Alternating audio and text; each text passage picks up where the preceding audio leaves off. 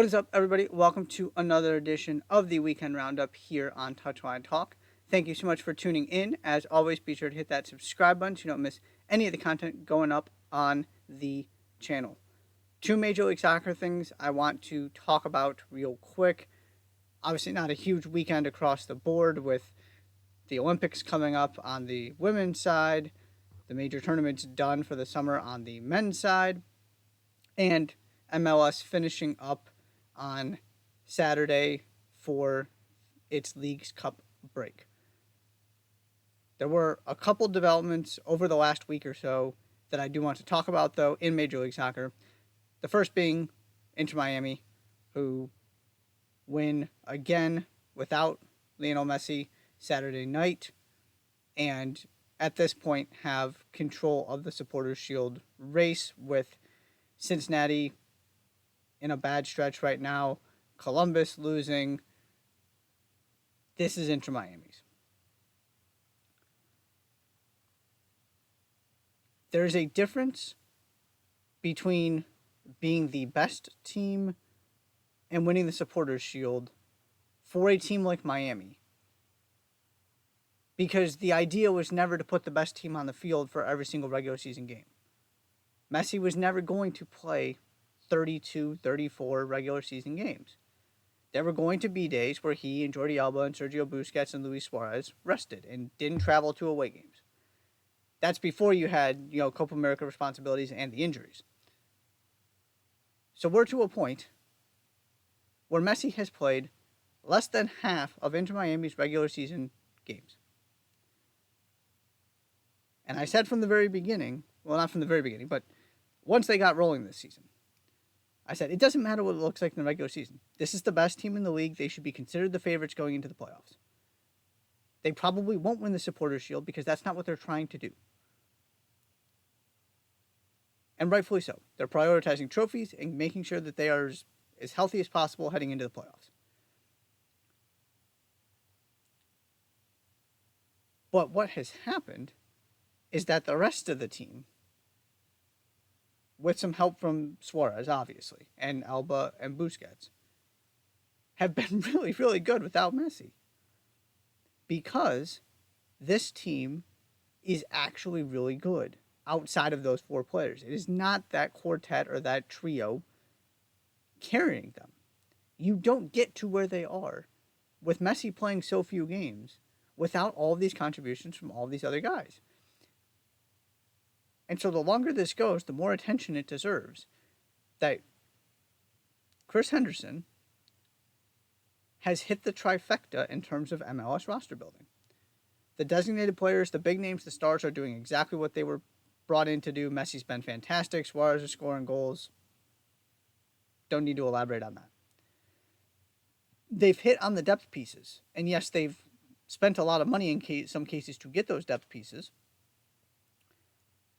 But it's working out. You're finding guys who continue to contribute, and some of the guys that you expected to be key players, not just Messi, have spent significant portions of this season injured, and it hasn't mattered. The next player has stepped in, they've reconfigured lineups, done whatever they needed to do to continue to get results and continue to be the most consistent team in the league. And then the third part is the developmental part. Are you bringing along young players from your academy? Are you finding ways to produce players that European clubs want? Are you adding a new dimension and supplementing what you are spending either by getting that homegrown talent or by providing yourself with opportunities to sell players and then be able to reinforce the rest of the squad? Right? Do you have some kind of pipeline that is working? And boy, do Miami have one. You look at, Benjamin Kramaski and specifically Diego Gomez, who appears to be on the verge of a move to Brighton. When Brighton wants you, that's one of the biggest compliments at this moment you can get in the world of soccer because of how good they've been at evaluating talent and how well they have handled the transfer market. They said, we want Diego Gomez. And for understandable reasons, because he's been spectacular. That right there, the fact that they were able to bring in a guy in, early 20s very beginning of his career, give him a platform, have him take advantage of that platform, and now have him drawing interest, legitimate interest that it appears is going to happen soon from well respected Premier League clubs. The ability to do that, the ability to fill this roster out, is as big of a reason, I would argue, as the existence of Messi, that this team is where they are in the standings.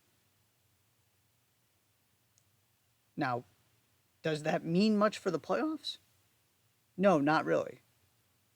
Because I would have felt the same way about Inter Miami if they finished third in the East.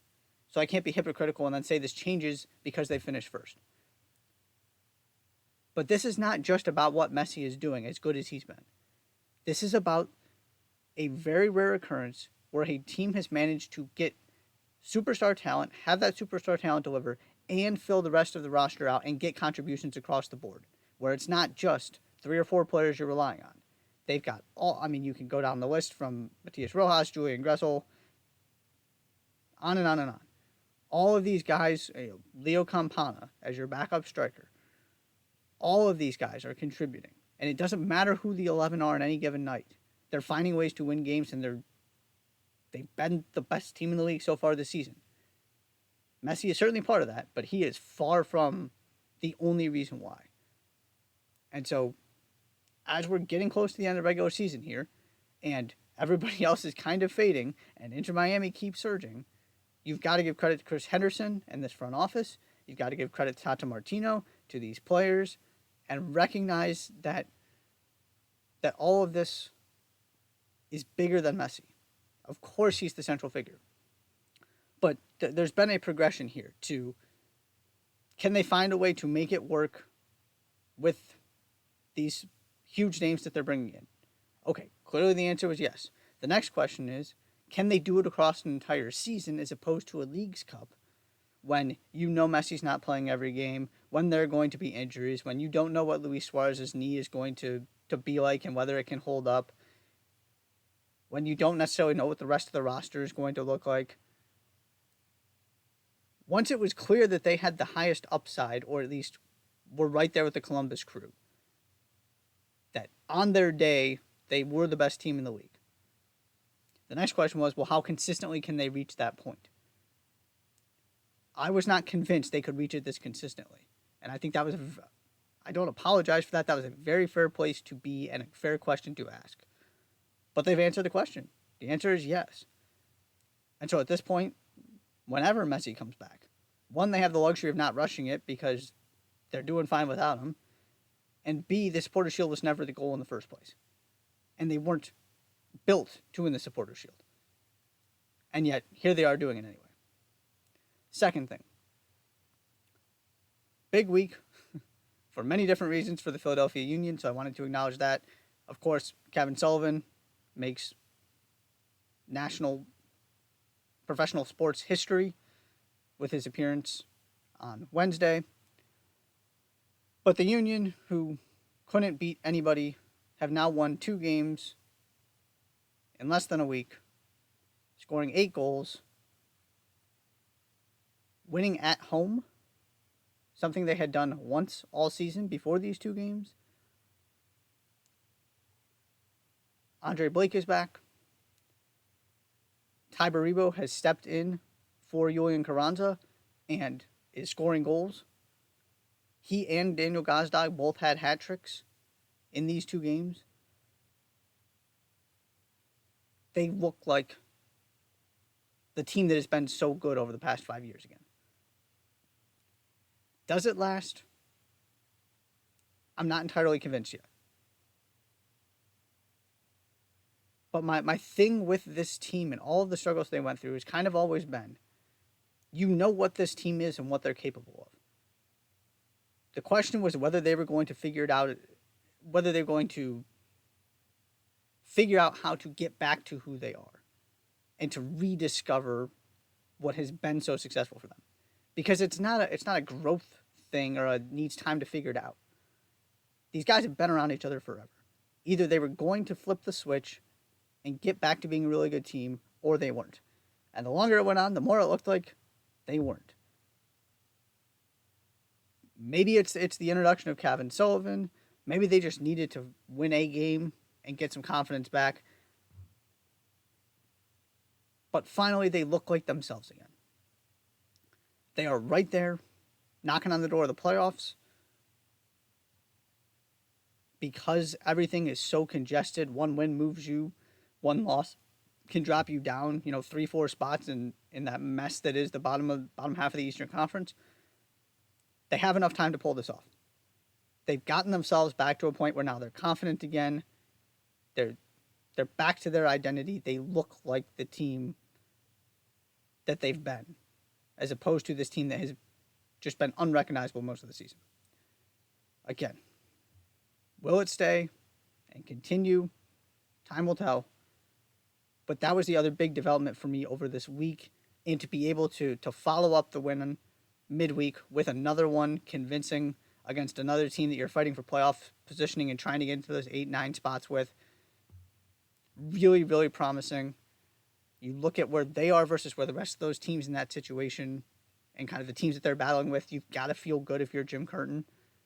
And you've got to feel like you might be the team that all of a sudden finds its form and is the team that nobody wants to play heading into the playoffs, kind of like Sporting Kansas City was last season, where you knew what they were capable of and it just wasn't happening for most of the season. But they found a way to sneak in, and then all of a sudden, that is not a matchup a number 1 and number 2 seed wants. So, those are my 2 takeaways from the weekend into Miami. Squad depth. Don't get lost in the messy of it all. That's a really, really good team from top to bottom with a really good manager. And maybe, just maybe, the Philadelphia Union are back on track. Thanks for tuning in. I'll see you next time.